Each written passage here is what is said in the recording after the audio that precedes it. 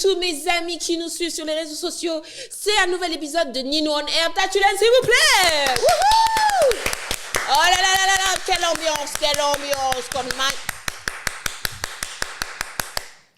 Ah ok, doy na. Bon, vous avez tout le monde compris, hein? Duo bi ñëwaat na, le duo que vous aimez, le duo qu'on pense qu'on est. Waaw, duñu duo nag ki dama koy utiliser mu may utiliser affaire bi utilisation la.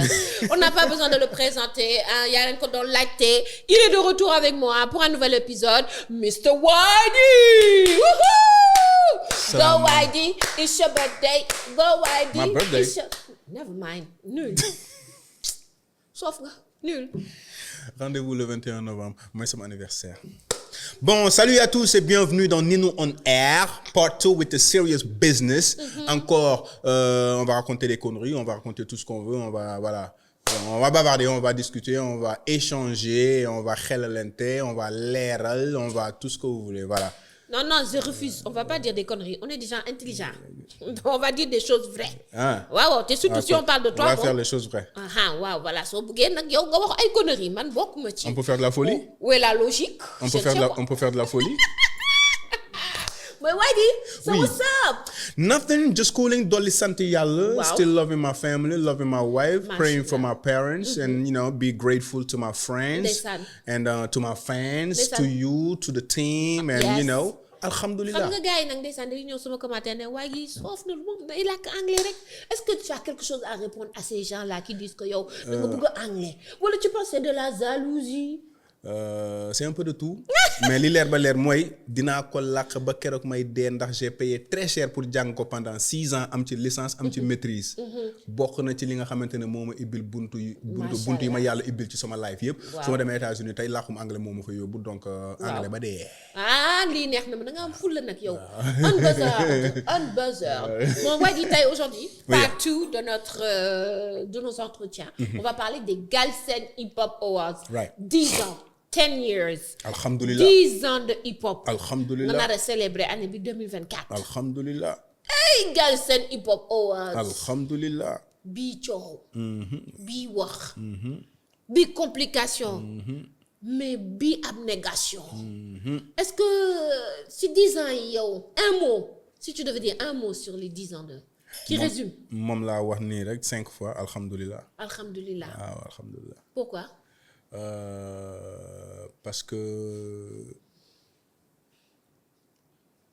gisuma fii benn cérémonie awards dédiée au hip-hop au Sénégal qui a maintenu 10 ans malgré tout ce qu'il y a eu comme critique, tout ce qu'il y a eu comme ay coow, tout ce qu'il y a eu comme ay insultes, tout ce qu'il y a eu comme ay désaccords, tout ce qu'il y a eu comme ay découragement et tout Covid ñëw ñu annuler événement yëpp mais n'empêche on l'a fait même si c'était en privé et je pense que loolu yëpp dafa am ay raisons yu bari yoo xamante ne moo ko lal mais pour man dès le début xam nga dama jàppoon ne peut-être que gars yi ils ne connaissent pas ma motivation ils savent pas d'où je viens ils savent pas lan moo ma pousse ils savent pas non pas seulement de faire cet événement hip-hop fi mu ma toll je pense que y en a qui ont compris plus tard mais je pense que au début et en tout cas les premières éditions c'était assez compliqué du point de vue où je me disais que bon gars yi xam nga ils ont soit quelque chose contre ma personne ou soit ils ne veulent juste pas voir l'événement parce que c'est Wydee qui organise parce que am na ñeneen ñuy organiser te pourtant ñooñu dañ ci gars yi dañ ciy jàpp dañuy support dañuy encourager mais quand c'est bon je parle en général mais cérémonie awards bon Penra moo doon def au début man j'ai eu à travailler avec lui d'ailleurs travailler avec lui, à participer en partie, en tout cas, à qui je suis aujourd'hui, parce qu'il m'a donné assez d'opportunités dès le début des années 2000 de présenter le Hip Hop Awards, Petit African Hip Hop Celebration, quand il le faisait. Moi, par contre, il a fait 7 éditions, Moutop 8, 9, et boum, il a fait 10, après il a arrêté.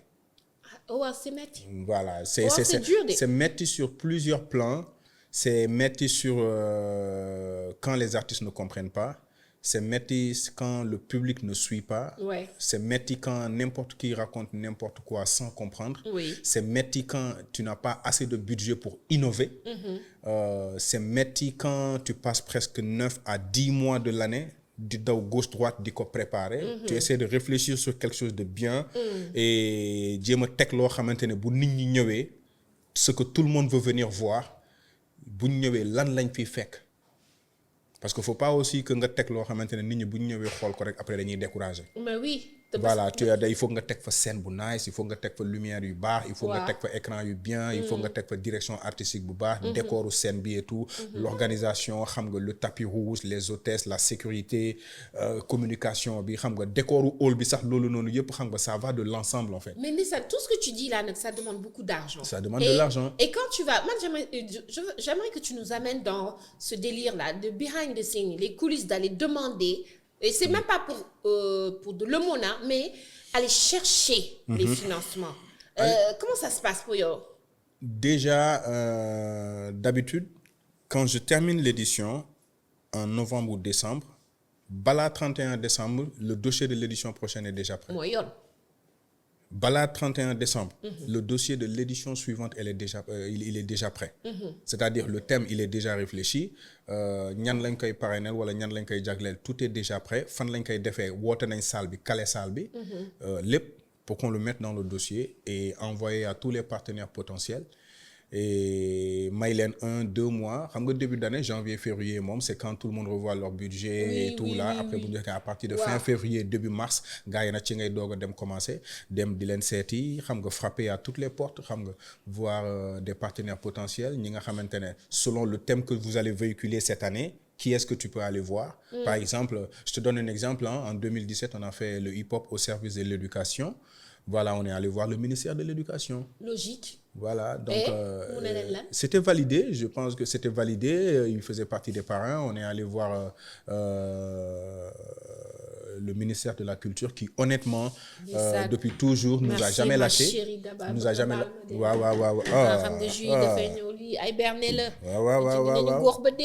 Waaw. Merci beaucoup. Daba bi bala kusum bisaab ak ananas. waaye di dañuy góox ba pare à 10 ans de Galsen Hip Hop Awards 10 ans de polémique 10 ans de bannière ak ñu perte ñi ñëpp te musuñu am aussi damay kay naan pour yéen ndeysaan dafa metti mais loolu metti na waa léegi bu nga demee ministère de l'éducation après gars yi ne la c'est bon je vous donne de l'argent. Pas de l'argent. yow bii neex na de. Well that shit is good. Bada. Donc, le ministère de l'Éducation, c'était pas... Honnêtement, c'était pas de l'argent. Ils ont juste offert ay fournitures scolaires. Et yoo xamante ne dañ ko yóbbu, on est allé, on a distribué ça. D'accord, c'est bien la distribution, mais xaalis bi moo leen nar a kii aussi. Honnêtement, on n'a pas eu d'argent. Wala yow ça te... Non. Ça t'a pas gêné?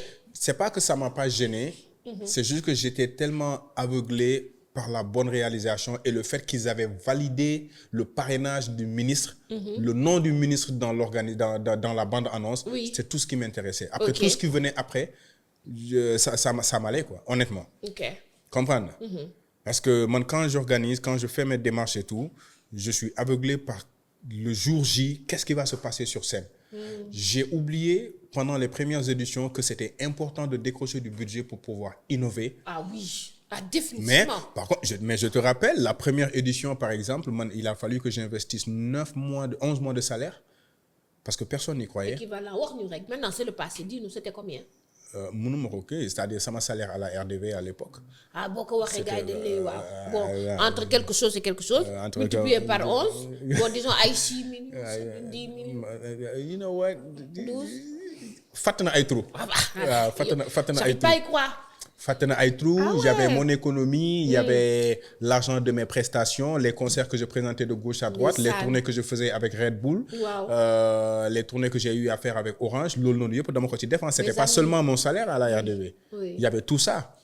Donc, les deux seuls partenaires que j'ai eu à l'édition Bob Nonou, c'était Red Bull, le ministre de la Culture, Et à ce moment-là, je pense qu'il y avait aussi M. Jean-Pierre Senghor, qui était à l'époque le DG de Prodac, qui avait soutenu avec une somme, mais c'était pas grand, mais c'était quand même mais au moins, il a chose. donné quelque chose. Il a donné quelque chose, ça a en tout cas contribué à la bonne réalisation de la première édition. Et d'ailleurs, quand il est venu le soir de la cérémonie, c'est des gars qui ont maintenant, hip-hop, c'est le hip-hop, je vais juste aller soutenir les gars. Mais quand il est venu, à l'entrée, sécurité, tout le monde était braqué comme ça, les hôtels super magnifiques, gars, après le tapis rouge bigno, Taloko Miko, il a fait une interview, l'écran qui a retracé l'histoire du hip-hop sénégalais avec tous les gars qui étaient super bien habillés, classiques, parce qu'il y avait le dress code qui était exigé. Les nominés Kounyo, bon, sur les t-shirts, ça, tapis rouge, il faut être chic. Yo, le l'air là, quand rappeur vous gagnez, s'il avait genre un t-shirt bleu. Non, c'est-à-dire, non, pas je dis sur le tapis rouge, à l'entrée. Ah, donc j'avais tellement communiqué sur le dress code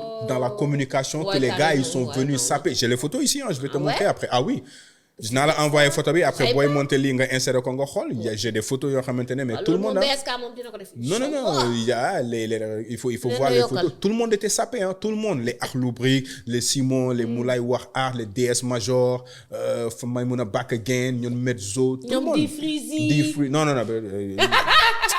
Non bu yak émission bi na quoi bàyyi ngay def et shout out di Freezy vraiment et elle me fume elle yak émission non sérieusement mais xam nga ce que tu dis c'est important parce que boo demee BET Awards gars yi dañuy def tapis rouge ils y vont ils sont sapés comme genre moi quand tu vas aux Victoires de la musique les rappeurs français ñoo xamante ni voilà ils viennent ils s'habillent normal Sénégal pourquoi on devrait venir avec déjà hip-hop bi rek ils vont qualifier ça de jeune de Undu gisoo man sànq maa ne ouais ñoo ngi ci hip-hop bi léegi damay dem mais attention loolu je pense que ça a changé hein.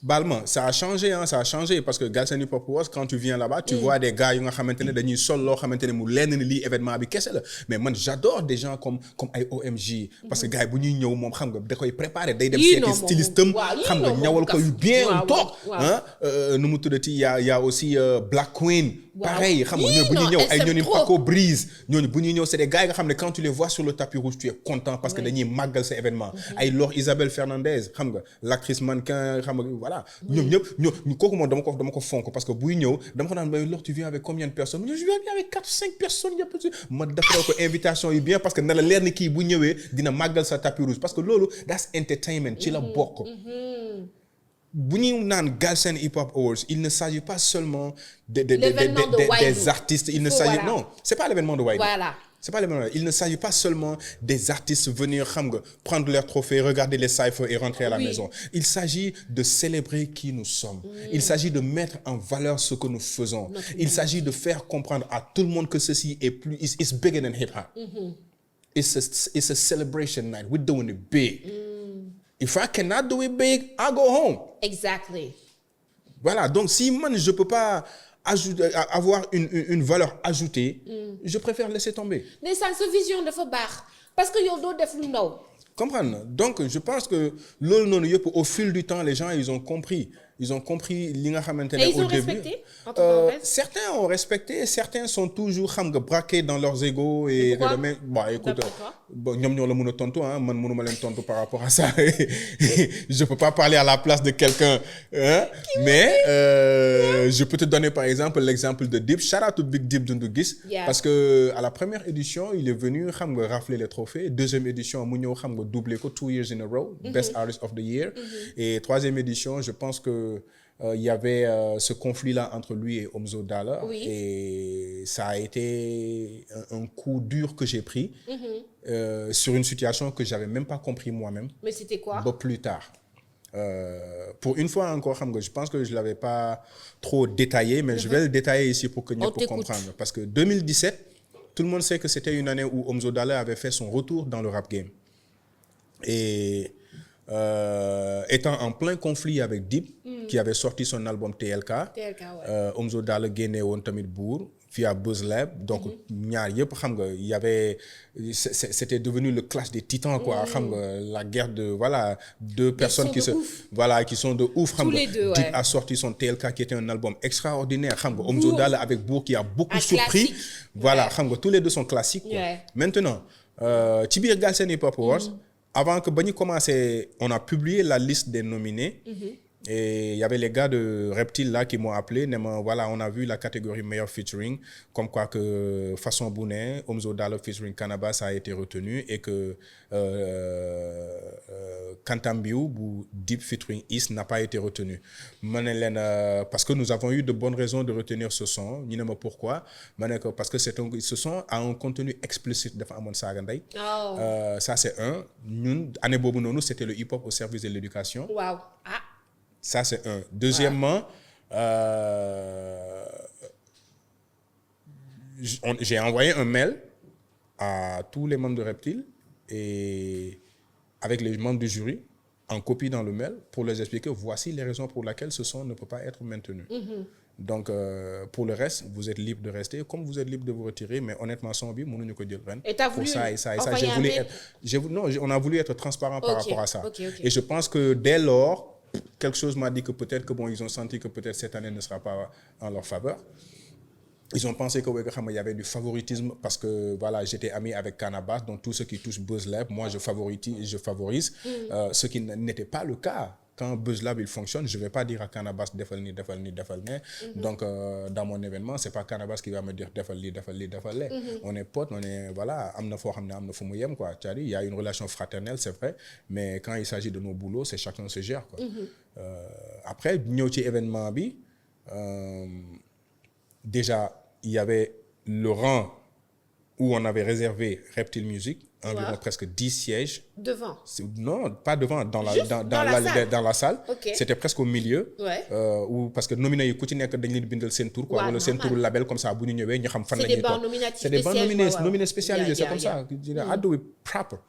You know, il y avait 10 sièges, il y avait presque personne de Reptile qui était là.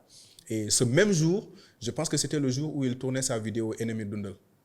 Ennemi Dundal, ouais, c'était le même jour. Le même soir, il a choisi ce même soir-là pour tourner la vidéo.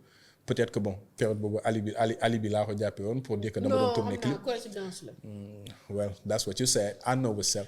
Je pense que c'est quelque chose de passé, hein, mais il faut juste dire les choses pour que les gens voilà, c'est des anecdotes, les gars ils comprennent il faut les faire comprendre. Les gars, nous ñëw ci événement bi dans les nominations, année bobu nonu c'était la première fois que Orange vient sponsoriser Galsen Hip Hop Awards. Même année bobu nonu xam nga Deep avait signé sur Tigo. Oui. Donc, ñu ñëw ci événement bi, Orange sur leur plateforme, sur leur Twitter, meilleur beatmaker, pas ça. Orange, ils ont tweeté Galsen Hip Hop Awards, meilleur beatmaker, Passa Boss Player. Meilleur EP, Deep Dose, Introduce Myself, Orange, ils ont tweeté. Meilleur mixtape, Omzo Dollar, Bourg, ils ont tweeté. Meilleure vidéo, je ne me souviens plus de qui c'est, ils ont tweeté. Meilleur album de l'année, Deep Dundugis, Orange n'a pas tweeté. Ci même instant, Tigo, ils ont tweeté et c'est devenu la guerre de deux compagnies. Moi, je suis sur scène en train de présenter, je ne sais pas qu'est-ce qui se passe sur les réseaux sociaux. Je ne maîtrise pas la plateforme de Orange. J'ai été blâmé pour ça, comme quoi que je travaille avec Orange parce que l'autre, il a signé avec Tigo. Mais c'était... Ah ouais, il y avait trop de concordance en fait. Trop de concordance. Ouais. Maintenant, à la fin, meilleur artiste de l'année, Omzo Dollar, oui, c'est normal. Leur conclusion, c'était quoi? J'ai travaillé avec Orange parce que lui, il a signé avec Tigo. Donc, du coup, on a pris un trophée que lui, il méritait pour le donner à l'autre parce que la compagnie concurrente a sponsorisé l'événement. C'était comme ça que c'était conçu. Et c'est comme ça que c'est parti? Non, du tout, ça n'a rien à voir. Orange ne peut pas venir m'imposer. Non, pas qu'ils t'ont imposé, mais c'est comme ça que c'est parti. Non, c'est comme ça que c'est parti en couille jusqu'à ce qu'ils se retirent de Galsen Hip Hop Awards et ils ont décidé de faire un boycott contre Galsen Hip Hop Awards. Je parle de tout Reptile Music. Et Malène, ok, d'accord, il n'y a pas de souci. Mais ça t'a fait mal, ça non. Ça m'a fait mal du point de vue où j'étais étiqueté de quelque chose que je n'étais pas. Et les gars, ils donnent véhiculer, c'était pas ça la vraie version, c'était pas ça la vérité. Pourquoi Omzo a gagné sur Deep? Je vais vous le dire encore une fois. Il y avait les jurys qui sont 5. 2 ont voté pour Deep, 2 ont voté pour Omzo. Le 5e n'a pas voulu se prononcer parce qu'il avait un penchant pour tous les deux. Si on vient maintenant sur le vote des animateurs, ça a favorisé Omzo Dollar à 62%. Mais médiatiquement parlant, soyons honnêtes de dire que Deep est plus médiatisé que Omzo.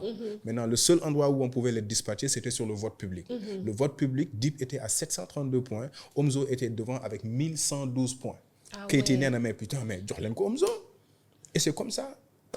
C'est sur le vote public que Omzo a gagné Dip cette année-là. Ok. Tous les deux ont Après correspondu aux critères. toutes sortes de votes que vous Toutes avez. sortes de votes qu'on a eu, tout est défini. Mais bon, Moussa, pour musique, il va te sortir le screenshot des votes aujourd'hui. Là, il l'a dit. Moi, avant qu'on amène ça chez les jurys, il le disait. Moussa Tibopa, Moussa Ndiaye.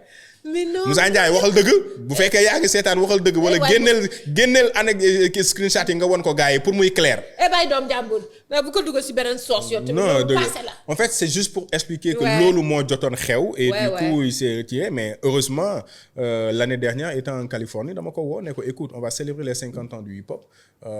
Entre-temps, jot nañu gisee, jot nañu daje et tout, on a échangé, mais on n'est jamais rentré au fin fond parce que après ça.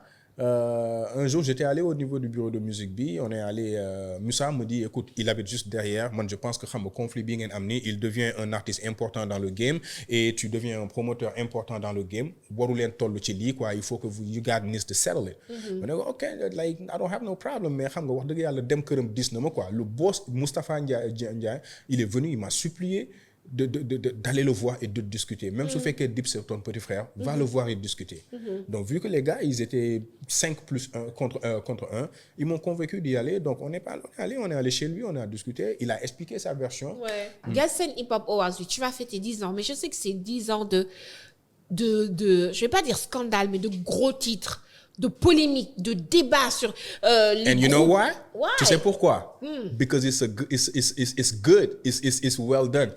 Parce que c'est un très bon événement. Tu penses que c'est un très bon C'est événement? un très bon événement pour la culture Qu'est-ce qui te hip-hop fait dire que c'est sénégalaise. un bon événement? Parce que si c'était pas bien, ñu bari ñi ci ñaxtu duñ ci ñaxtu. Mais qu'est-ce que si tu c'était appelles pas bon bien, événement? c'est un bon événement du point de vue où nous mettons en valeur ce que tous les artistes font. C'est un bon événement du point de vue où aujourd'hui 99% de tous les artistes ci bokk ko ci wo tay ne ko defaral ma ce résumé dala naan j'ai été nominé au Galsen Hip Hop Awards wala boole nañ ma ci Saay Fay waxuma la j'ai gagné de dañ naan j'ai été nominé dinañ la ko wax du point de vue où la plupart des artistes ils ont aligné des trophées, ça les a aidés à signer des contrats avec d'autres des compagnies privées ou quoi que ce soit. Ok. C'est le seul événement chaque année en direct depuis le début jusqu'à aujourd'hui. Chaque année. Aujourd'hui, sur une statistique, c'est 4 millions de personnes qui nous suivent. Ne me demande pas. Par cérémonie. Chaque cérémonie. Wow. Chaque cérémonie, chaque That's année. crazy. Chaque cérémonie, DTV, moi, je donne direct, les 2S, moi, direct, parce que j'ai quitté DTV pour venir au 2S TV, parce que dans mon Jupiter, aujourd'hui, nous sommes à une dimension internationale. Wow. Ce que 2S peut faire pour cet événement, tu ne peux pas le faire. Aujourd'hui, nous avons l'implication de 15 pays africains. Ceux qui ne peuvent pas venir, ils sont représentés par leurs ambassades ou les chargés culturels de leur ambassade ici à Dakar. Ok. Ok. Je ne savais même pas que c'était 4 léegi wax ma ndax loolu baax na wala baaxul. baax na. Loolu baax na de toute façon dañ ko soxla. It's much Yeah. needed. I mean, it's am na ñoo xamante ne tey aujourd'hui on voit aujourd'hui des artistes yi nga xam ne fi ñu toog la ñuy toog. Tu sais aujourd'hui les réseaux sociaux ont donné la parole à des médiocres yi nga xamante ne ils ne réfléchissent pas, ils ne savent pas de quoi ils parlent. te pourtant bu événement bi jotee ces mêmes personnes là ñooy jaar ci suuf dem di yóndee pour ñu may la invitation pour nga may leen invitation. Kon da nga boor gars yi dañ lay xas. Yeah, man mii. Gars yi non xam parce que je sais pourquoi tout à l'heure j'ai dit événement YD. Parce que ton image est attachée au Galsen Hip Hop Awards. Yeah. And you don't have many friends. Okay? And what I mean is, il y a des gens, tu sais, toi, tu es quelqu'un, tu vas dire ce que tu penses et puis tu pareil là-dessus. Et si de Kobe, c'est pas intéressant de dire ce que tu penses. C'est pas intéressant d'être direct. Donc, tu peux te faire des gens qui ah ouais, il dit de faux sauf, il dit de faux qui. Et comme ton image est attachée à l'événement, ils n'arrivent pas, comme tu l'as dit, à faire la différence entre YD et Galsen Hip Hop Awards. Ils vont penser que c'est biaisé. Aujourd'hui, il y a des artistes, il y a des gens, il y a des fans, il y a des mélomanes qui ne m'aiment pas pour ce que je suis ou pour ce que je représente, qui les dérange. Il y a des gens, ils ont gardé une haine contre moi parce qu'à l'époque où je faisais mes animations sur RDV, je disais aux gars tout le temps, gars, je parlais pas en général à tous les artistes, je parlais à ñi nga xamantene ils sont dans le game di yak et jusqu'aujourd'hui dama koy wax am na ñoo xamne dañu wara bay dañu xamul ni dara dañu wara jàngi. Bàyyi rab bi. Am na ñoo xam ne dañu war a bàyyi. Ah waaw kan. ñoo xam ne dañu war a. Kan moo war a bàyyi. Ceux qui sont là et qui n'apportent rien de plus et qui se retardent. Ceux qui sont là qui n'apportent rien de plus et qui font que des gens qui doivent nous respecter nous manquent de respect. pense à comprendre am na ñoo xamante ne c'est juste que bon j'ai pas réussi à l'école j'ai pas de travail xaaral ma jafandoo ci hip-hop bi y a des gens qui sont dans le hip-hop pour faire carrière y a des gens qui sont dans le milieu pour faire carrière parce que pour l'amour de la culture am na ñoo xam ne ils sont là juste pour le buzz l'argent et les filles am na ñoo xamante ne c'est juste pour avoir l'opportunité de voyager tant que xamuloo lan moo tax nga koy def tu n'as pas ta place. Ouais, mais pour man hip-hop c'est y a pas plus meurtrier en termes de créativité c'est-à-dire soo mënulee dara mënoo avancer. man culture hip-hop bi ma xam bi ma yar ak bi ma màggee ak bi ma comprendre. Basé sur de l'expérience les voyages que j'ai effectués les rencontres que j'ai eues avec ces pionniers là it's okay to tell an MC when he's whack my nigga you whack. Straight up. Straight up kon niggas yu bëri fii instant dañu wàkk. am na nigga yu bëri am na ñoo xamante ne ils méritent franchement des encouragements et des applaudissements am na ñoo xam ne dañoo war dara ñoo xam nga simil leen ba xam ne Gunmore was here last week. Shout out to Gunmore.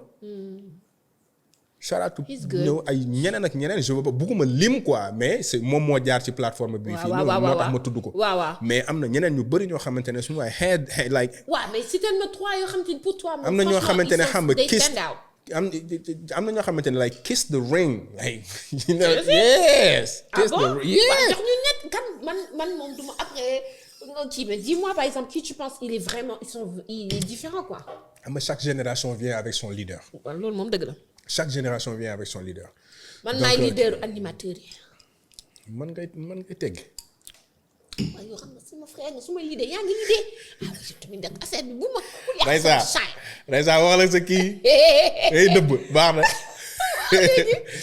non I mean like chaque génération vient avec son leader et je pense que loolu xam nga gars yëpp xam nañ ko respecté nañ ko. les leaders de chaque génération xam nga boo ci doon lim chaque génération xam nga nar ci lim 5 je pense que ces 5 là sont connus quoi soxlawul ngay jaar ci tout. If you do your research you will know. comprendre c'est pour ne pas vexer d'autres personnes. moo tax xam nga duñ ko def mais boo nee chaque génération on a 4 générations de hip hop au Sénégal donc génération bu ci nekk boo ci doon lim 5 hands down. au fin fond de toi yow di nga xam ñan ñoo fi nekk. tu vois par contre il y a des artistes yi nga xamante ne j'arrête pas de le dire ils ont accompagné toutes les générations et ils sont toujours là te ñooñu bëriwuñu.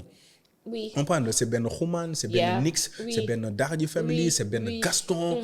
tu vois xam nga de ces deux dernières décennies là xam nga il faut compter aussi xam nga Nit Doff Killer shout out to him il faut compter Canabasse. il faut xam nga entre guillemets compter aussi Peuple Sœur malgré tout l'un des meilleurs lyricistes de tous les temps. like hands down you know. am na ñeneen ak ñeneen quoi tu vois. voilà am na ñeneen ak ñeneen donc je pense que il faut que like c'est-à-dire. soyons honnêtes de dire ce qu'il y a ça ne veut pas dire que kële xamul dara wala kële deful dara. mais man la moo jaaxal. waaw. ñoo xamante ni nul nañu aayuñu dañuy ñëw sa cérémonie di es dara. si am na ñoo xam ne dañuy ñëw. uniquement pour am na ñoo xam ne ils viennent pour différentes raisons. des gens ils viennent à l'événement au Galsen Hip Hop c'est pour juste xam nga cette rencontre là xam nga convivialité bi fa nekk. ndaje bi waxtaan bi dans le hall. xam nga ci tapis rouge bi rencontre bi ñoo xam ne dañuy ñëw taxaw ci tapis rouge bi dóor ay selfie am na ñoo xam ne ils viennent uniquement pour le tapis rouge prendre des photos et mettre sur les réseaux sociaux. comprendre am na ñoo xamante ne ils viennent xam nga assister à un beau spectacle am na ñoo xam ne dañuy ñëw même sachant qu'ils ne vont pas gagner ils viennent pour supporter. ils viennent parce qu'on a un bel événement qu'il faut soutenir pour mu dem kanam. am na ñoo xam ne dañuy ñëw carrément am coming to get my trophy. you know what I'm saying. léegi am na ñoo xam ne dañuy ñëw mais am na ñoo y a des artistes yoo xamante ne au début je sais plus maintenant am na yoo xam ne seetlootuma ko sax mais au début tu voyais carrément dans la salle da ngay gis artistes yoo xam ne dañuy ñëw toog ñu nekk ci benn catégorie ok catégorie boobu noonu bu jàllee bu keneen gagné rek dañuy jóg dem seen yoon. il y a des artistes comme ça voilà il y a des artistes comme ça ñoo xamante ne xam nga dès qu'on dit catégorie telle nominé boum boum boum boum boum le gagnant c'est diw ñeneen da ngay gis ñoo xam ne ñii soit dañuy jóg dem wala soit ñoo xam dañuy sëgg quoi ñii dañuy sëgg genre désolé naa kii lan lay wax waa koñ ba. année prochaine mooy fii bac bi moom. non en fait ce que je veux qu'ils comprennent mooy que Galsen Hip Hop Awards c'est la célébration de qui nous sommes c'est la célébration de it's the biggest night of Senegalese hip hop. True. mooy que il faut que gars yi comprennent benn affaire vous êtes 7 nominés dans une catégorie kii gagné na wala kële perte na c'est pas ça le plus important. rien que de faire partir de ces 7 là you already won. comprendre na jàppal ni catégorie boobu noonu minimum am na 3 ba 4 yoo xamante ne ku ko ci gagné rek mérité nga ko parce que just to be part of those 7 guys. you already done something. Quelle est la rumeur la plus dingue que tu as entendue sur Galsen Hip Hop Awards nga ne mais gars yi c'est pas possible c'est Il y en a beaucoup. genre bu gën a dof bi. mënuma la wax de ban moo gën a def y en a beaucoup. Il y en a trop. y en a beaucoup. Au début par exemple je donne un exemple par exemple Canabasse xam nga au début de 2015-2016 quand il a gagné catégorie meilleure vidéo. ouais gaynam la. am na boo xamante ne Karim Xurum Xaax dafa ñëw mu ne waa mais xam nga léegi manageru Canabasse sax day gagné trophée ëllëg ci biir xaju Canabasse mooy gagné trophée yooyu yëpp dégg naa ko. oh yeah. yeah. que genre que yow da ngay def ay affaire de xarit. affaire de xarito les jurys quand ils prennent des décisions muuma laay def léeg-léeg sax du ma fa nekk. mais le jury yaa koy jël wala jury bi. non le jury c'est eux qui décident ils ont la décision finale te jury yi nëbbuma leen tout le monde les connaît. à la conférence de presse non par expérience compétence bien sûr. connaissance expérience compétence. jury bi il est hétérogène genre. Ouais, le jury mooy comme li ma la wax rek jury yi c'est-à-dire c'est par rapport à déjà leur longévité leur expérience ce qu'ils ont accompli waaw ak li nga xamante ne c'est déjà l'idée générale de ce que c'est une cérémonie awards comprendre mooy li ma la doon expliquer mooy aujourd'hui je bu ma neexee mun naa indi benn chinois sax mu ñëw nekk jury comme li ma la doon expliquer. boo defee crime nga dem tribunal le juge il n'a pas forcément besoin de te connaître pour te juger. Oui. On est d'accord li mu soxla xam mooy c'est son expérience. compétence am. ak les faits. il juge à base de ça. et il y a un jury qui est là qui décide. ok voilà léegi nag pour lan ñi naan jury bi non il faut que mu nekk koo xamante ne dafa xam nouvelle génération bi wala ñu ne jury bi il faut que mu nekk koo xam ne dafa nekk ci game bi wala dafa non on n'a pas besoin de ça. on n'a pas besoin de ça ñoo xamante ne bu ñu taxawee ŋang doo wax nga ne ñooñu du ñu nekk jury yow xamuloo lan mooy Galsen Hip Hop Awards xamuloo nan lañ ko concevoir xamuloo lan mooy pas-pas bi ci ginnaaw et c'est toi qui vas venir nous dire qui nous devons choisir pour jury. Wow, that's crazy. It just doesn't make sense. True. Mais man, tu sais, quand j'entends Galsen Hip Hop Awards, je peux pas arrêter de me dire after party. Parce que ça engendre des tweets, des posts Facebook, des stories, ça enflamme la toile. Et littéralement, parce que gars, ils disent ouais, un tel a gagné de vous. C'est bien, pour moi c'est positif une ci wax mais y a beaucoup de non-dits beaucoup d'incompréhension am na benn chose boo xamante ni bëggoon nga ko clear up mooy maanaam que nit yi cette idée préconçue qu'ils ont sur cette cérémonie am na boo xamante ni ça revient tout le temps comme quoi YD il préfère des gens YD xuloo na ak ñëpp YD cérémonie bi des na YD qu'est-ce que tu veux leur répondre?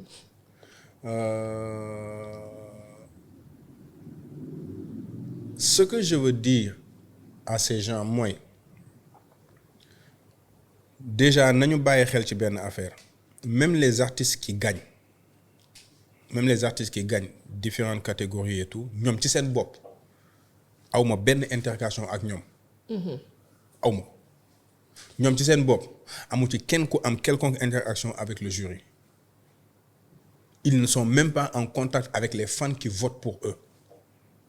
Sur quoi est basé le fait que ñu naan dama faral diw wala dama faral diw? Du coup, c'est la personne qui dérange. Pourquoi? Il y a que eux qui peuvent répondre à cette question. Okay. Pourquoi je les dérange? Pourquoi ma personne les dérange? Am na ñoo xamante ne bu doon seen sago keneen mooy organiser Galsen Hip Hop Awards, c'est pas YD. Pourquoi? C'est à eux de répondre à cette question. Pourquoi tu déranges? Je sais pas. Honnêtement, je ne sais pas. C'est un complexe? Je ne peux pas le dire. Tu penses que c'est un complexe? Voilà. Honnêtement, je ne sais pas. J'ai pas envie. Je sais pas pourquoi je dérange. Et tu n'as pas envie de savoir plus. Who cares? Parce que ce qui est marrant avec toi, c'est que tu musuma la gis fooy nekk di tontonto ak nit yi. Non, tu sais pourquoi? Xam nga da ngay tontu parce que boo bëggee defante. Je n'ai rien à défendre en fait. Tu n'as rien à prouver. Je n'ai rien à prouver, je n'ai rien à défendre. Je suis là depuis 23 ans. J'ai jamais eu d'année blanche. Chaque année def naa dara wala teg naa dara. Il y a aucun animateur, je le dis sans manquer de respect à tous ceux qui sont là. Ouais. Il y a aucun animateur avant et après moi qui a fait plus pour le rap game que YD. Sama baat ci kaw nag. Il y en a pas un animateur ou un présentateur dans le mouvement hip-hop sénégalais avant ou après moi qui a fait plus que moi. Amul gisuma ko. Léegi man man waxuma dara man daal damay poser question rek. Let's go. Okay. What about the cypher? The Cypher. Man dama bëgg ñu wax ci Cypher bi. waaw. Grâce au Galsen Hip Hop Awards, tu as sorti des gens qui sont dans le Cypher, que ce soit Cypher fille comme Cypher garçon. Je me souviendrai toujours du Cypher de Deep. Je me souviendrai toujours du Cypher de Aïda Sok. Aïda Sok, yes. C'est un truc boo xamante ni j'ai dit what? Ça t'a marqué. Ça a marqué, j'ai dit mais kii dafa dof. Il y a tellement de Cypher. BET Hip Hop Awards, BET Awards, ils font des cyphers. Quand tu as ramené ce concept, comment est-ce que ça a été reçu? Et pourquoi on n'a pas revu de cypher après? On n'a genre pas comme revu toi. Yow foo nekk? Non, pas toi, mais genre des vrais cyphers comme toi, filmés, ambiance cypher. Non, il y en a eu, mais il faut comprendre que Cypher Galsen Hip Hop Awards mooy Ligue des Champions. Ah mooy UEFA. waaw mooy Ligue des Champions. kon mooy ñeneen bu ñi mag nawetaan la. non pas nawetaan c'est-à-dire c'est des cypher yoo xamante ne non am na cypher yoo xamante ne c'est-à-dire xam nga yow da nga may indi fii pour ruube ma tey waaye man maa lay ruube xaaral rek. non il y a déjà big up à tous ceux qui font des cyphers, que ce soit Rap Wolof moo raw, que ce soit xam nga beaucoup d'autres structures. Ils font de très bons cyphers. Ouais, ils font de très bons cyphers, mais Galsen Hip Hop Awards, chaque année, j'ai besoin de 32 MC pour 5 cyphers ou 6 cyphers par exemple. Mais chaque année, je reçois plus de 200 demandes pour 32 places. Wow. Chaque année. That's crazy. Voilà, sama ordinateur bu fi nekkoon, j'allais trouver le mail de Point Blank là, nous gérons ça chaque année. Bu affaire yi di jegase, il suffit que tu publies quelque chose sur Galsen Hip Hop Awards.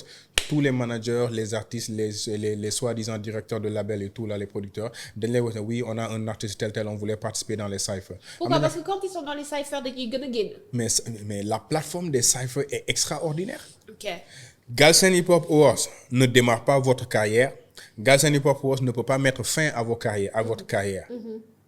Mais participer au Galsen Hip Hop Awards, au cypher des Galsen Hip Hop Awards, te yëkkati woo sa niveau. yow yaay fay sa bopp. Dëgg la. yaa ngi dégg. Waaw. Mais Galsen Hip Hop Awards ci cypher yi nga bokk fa, si tu lèves la barre, mooy c'est fini, tu es remarqué à vie. True. Maintenant, c'est à toi d'en faire bon usage. Aïda Sok, combien de tournées elle a fait avec Daraji? Combien de scènes elle a fait? Mais nee na li ko metti mooy il a fallu qu'elle fasse le cypher du Galsen Hip Hop Awards pour que popularité am jëkk, pour que nit ñi commencé di ko xam. Ban cypher moo la gën a marqué? Man cypher yi ma marqué bëri na, y en a plein. Gars yi, Non, y en a bizarrement, un. beaucoup de gens ils parlent de la première édition, du cypher de la première édition mooy où il y a Deep, Ngaka, Akhlou Brick et tout là. Boobu dëgg la. mooy day. Non, mais because Legendary. it was fresh. Yeah. It was legendary. It Yes. was nigga. Mais quand tu viens à la deuxième édition, le cypher des old school, où il y avait les Knicks, les Khuman, les Ndongo D et tout. Oui. That was dope. Non, mais eux, ils sont confirmés Comprendre. en fait. Voilà, quand tu vois viens, ce que je veux dire? par exemple, les cypher ñun Aïda Sok bi tamit pareil, mais ñi fa nekk yëpp xam nga c'est des artistes yoo xam ne ñoom mooy loolu, ay ñun Black Queen, Waaw. ñun Sister LB, xam nga ñun OMG. Mina la Voilée. Non, OMG sax xam nga ci première édition bi la où il y avait elle, Waaw. xam nga Evie Crazy, Mami Victory, Waaw. DS Major. Comprendre. Dof. Wow, ton cypher boobu c'était légendaire aussi, Yeah. tu vois. Il y a aussi le cypher où même cypher deuxième édition bi tamit où il y avait les Poposo, les Omzo Dollar, xam nga les Bril Fight For. That was like major. Comprendre. Quatrième édition bi nga ñëw où il y avait xam nga F Manel, xam nga Elzo Jamdong, ñun IS 814. Waaw, cypher yooyu noonu da nga koy seetaan mais nga xam ne le talent il est vraiment au point quoi, tu vois. Non, franchement, Et ouais. ça c'est pour am na ñoo xam ne dañuy dégg cypher mais ba léegi xamuñu luy cypher. Mooy ñi nga xam ne xamuñu totalement xamuñu bu baax la culture hip hop. Un cypher c'est un groupe d'MC qu'on rassemble où ils vont prouver artistiquement, ils vont prouver à l'audience qui est meilleur ou qui peut faire mieux, ou foofu la ñuy mesurer woo kan moo mën kan lyricalement. Loolu mooy cypher quoi. OK. Voilà. Et pour cette 10e édition, qu'est-ce que tu nous prépares? Pour cette 10e édition, je pense que les cyphers, il n'y aura pas de nouveaux MC cette année. Ah bon? On va remonter jusqu'en 2015. Ouais. Les 3 meilleurs couplets de chaque cypher, Ok. c'est ces MC-là qu'on fait revenir. No Donc, way. cette année, jàppale ni OMG dina ñëwaat ci cypher yi, jàppale ni Dip dina ñëwaat ci cypher yi, Macha Allah. jàppale ni Canabasse dina ñëwaat ci cypher yi, jàppale ni Omzo Dollar dina ñëw, jàppale ni Nix dina ñëw, jàppale ni Gunmore dina ñëwaat, jàppale ni Rexty dina ñëw, jàppale ni Mina la Voilée dina ñëw, jàppale ni Nabachou dina ñëw, jàppale ni waaye Bril Fight For dina ñëw. Samba Peuzzi musul def cypher? Si, Samba Peuzzi cypher na gisuma deuxième cypher, édition. dinaa ko xoolaat. Deuxième édition cypher na. Ak ay boy boobu. Deuxième, mais pourtant Samba Peuzzi jour ba muy enregistré Saïfa jour boobu noonu. mi ngi ñëw ndeysaan sol benn t-shirt sol benn jean ak ay carax ñëw taxaw ne ma nii man xam booy da ngay Saïfa mu ne ma waaw foo jógee mu ne ma Reptile ba pare mi ngi màcc mi ngi yëy weey yi. yow sonn maa ngi koy fàttaliku bu baax mi ngi yëy weey yi quoi ma ne ko man da ngay Saïfa mu ñëw et le boy il est venu au studio il est rentré il a fait one shot. mais bien sûr ça m'étonne même pas. il a fait one shot et il est parti and dip. bien sûr dem. non mais Saïfa bi année bi naan na xumba ah yii Saïfa bi ren en fait sama problème mooy Saïfa yi yëpp dañ ko tuddee dañ ko tuddee ay code casino quoi ay xam nga blackjack. bingo ak yooyu noonu la ko tuddee quoi. non mais franchement 10 ans de y a beaucoup de 10 ans de Saïfa parce que dañoo jàpp ne xam nga sans manquer de respect à tous les MC hein, surtout de la nouvelle génération là 2 ans yi ñu génn nii. On a vu que Saïfa yi c'était bien mais le niveau n'est pas aussi élevé que les premières éditions. Donc du coup ñu ne xam nga we trying to bring it back to the essence. Et ban koñ nga xalaat tu penses que il devrait peut-être on devrait plus se mettre en avant parce que xëy na on les voit pas ci hip-hop bi. ci hip-hop bi man je pense que koñ bu ci nekk xam nga même les régions sax xam nga ont été représentées dans les Saïfa courant les 10 dernières années. Honnêtement mais si jamono ji ñu nekk nii xam nga am na koñ boo xamante ne on peut il mérite d'être mis en vue à travers un Saïfa je pense que c'est Kër Mbaye Fall. Kër Mbaye on allait le faire l'année dernière. Mais fekk na la sélection était déjà partie donc Kumbis coordonné ko shout out to Kumbis. You know donc mooy loolu mais je pense que c'est un quartier qui aujourd'hui mérite d'avoir un Saïfa à Londres. man bëgg naa aussi waa Wakam tamit ngeen ñëw ci Saïfa bi waa Wakam représenter seen hip hop bi dédicace à Wakam. donc Saïfa bi man je pense que Galsen Hip Hop aujourd'hui xam nga egg na ci niveau boo xamante ne je pense que gars yi war nañ ko mën a embrace. It's not for YD, it's not for Point Blank, c'est pour la culture hip-hop sénégalaise. We're doing it for the culture. jéemuñu def Galsen Hip Hop pour yàqal kenn carrière am jéemuñu ko def pour xam nga tilimal kenn. Au contraire nous le faisons xam nga pour rendre propre ce que nous faisons parce que doo ñëw jël loo xamante ne mbooloo moo ko moom muy jàll en direct à la télé ngay invité ay compagnie pour ñu ñëw jàppati pour mu dem ba pare nga ne danga koy tilimal. parce que bu boobaa boo ko defee sax sa bopp nga tilimal. boo ko defee game bi nga tilimal. boo ko defee partenaires yooyu di ñëw yëpp duñ la respecter duñu respecter culture bi te toutes les personnes qu'on fait venir dañoo respecter culture bi. donc gisuma ana lan moo fay tilimal quoi tu vois. donc foo mënti dem nag xam nga gars yi naan ay lobbying il y a jamais eu de lobbying dans Galsen. Il n'y a jamais eu Nino je te le dis c'est quelque chose qui me tient très très très à cœur. Et je te le jure sur la tombe à ma mère et la tête de mes enfants il n'y a jamais eu de lobbying dans Galsen Hip Hop Awards. YD n'a jamais décidé de quoi que ce soit.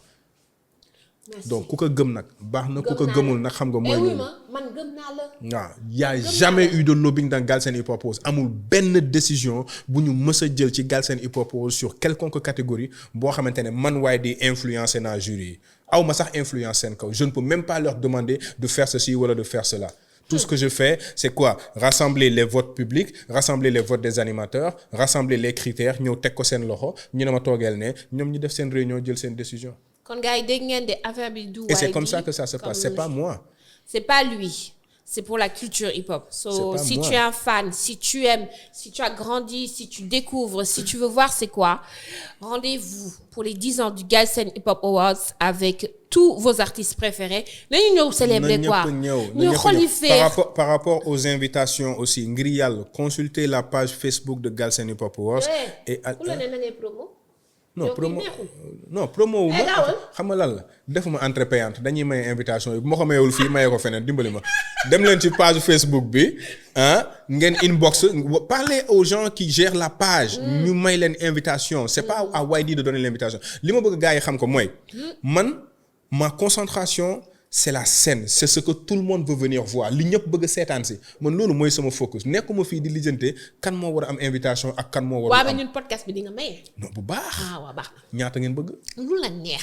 ñaata ngeen bëgg lu la sa xol may. waaw donc bu ñu nee non waaye di mayuma invitation wala waaye di yónneewuma invitation chaque année en tout cas mes invités ma liste elle est là benn base de données la boo xamante ne chaque année ces mêmes personnes ces mêmes actrices ces mêmes acteurs culturels ces mêmes compagnies ils reçoivent des invitations dañuy ñëw am na ñoo xamante ne ils se rajoutent sur la liste am na ñoo xamante ne da nga leen di jox invitation du ñu ñëw au début je voyais des gens yoo xamante ne da nga leen di jox invitation du ñu ñëw c'est faire exprès pour laisser des trous dans la salle après ñu ne salle bi feesul.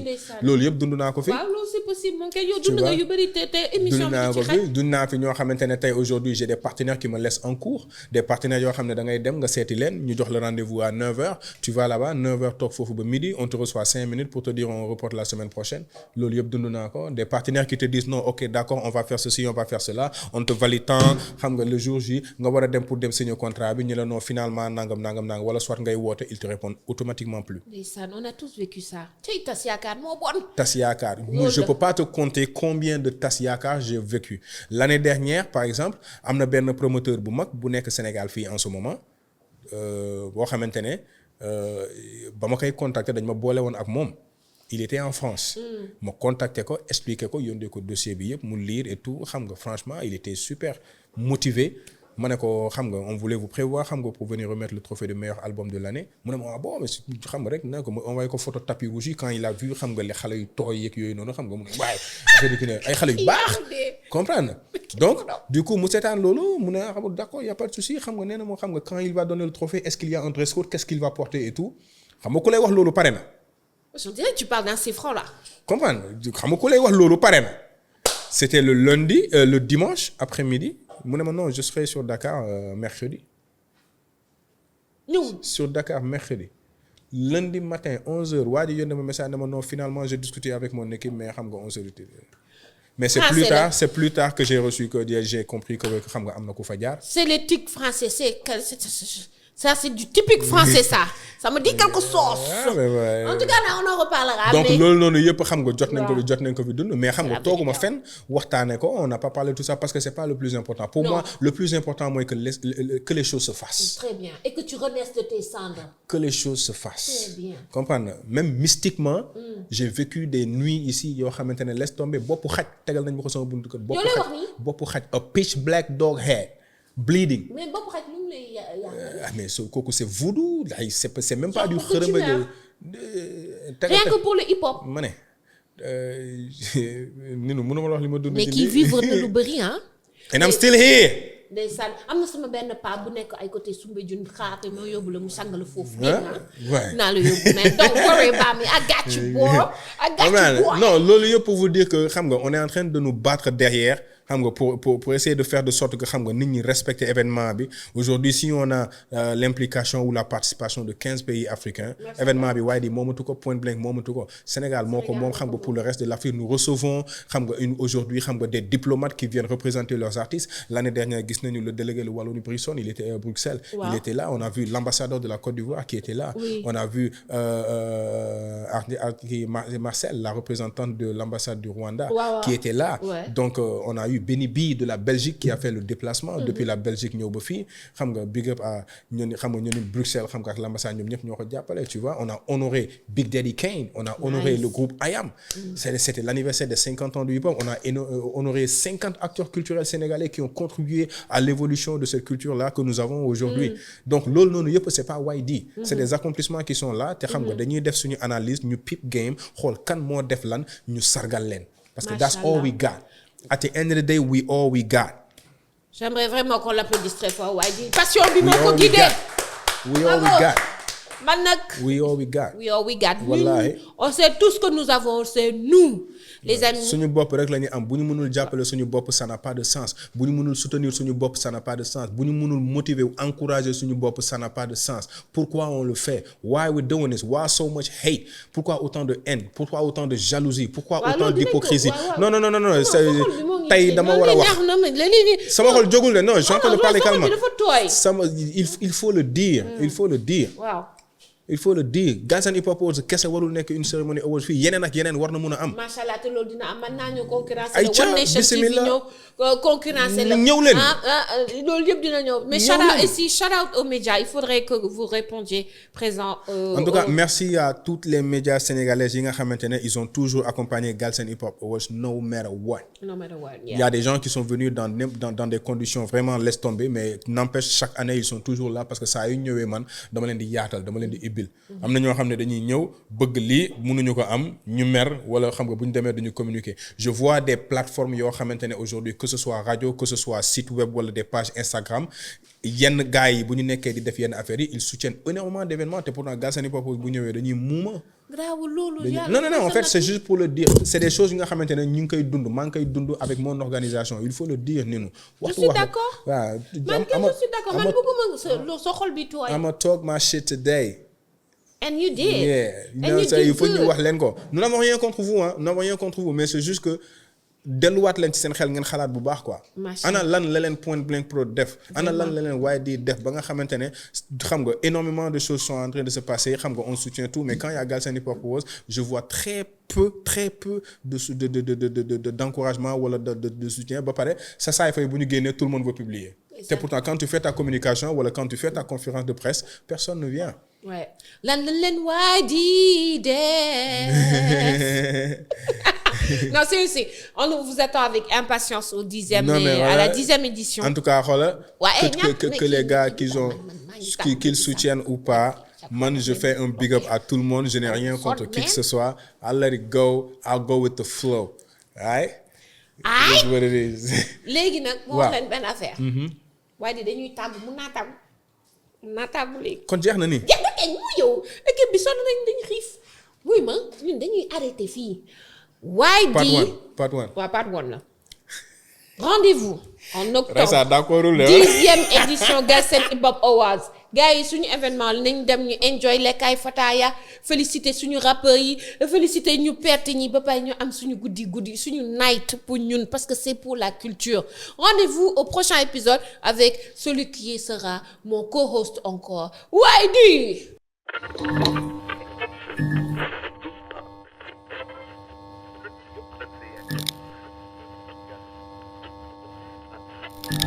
Hey yo, what up, it's your boy YD, aka Serious Business, aka Bad News Finance. On est là, bien sûr, sur la plateforme Ninu On Air. Alors, abonnez-vous sur la chaîne YouTube, abonnez-vous sur la page Instagram, abonnez-vous sur la page Facebook, Ninu On Air. C'est ici que ça se passe, and we talk our shit, alright? Salute.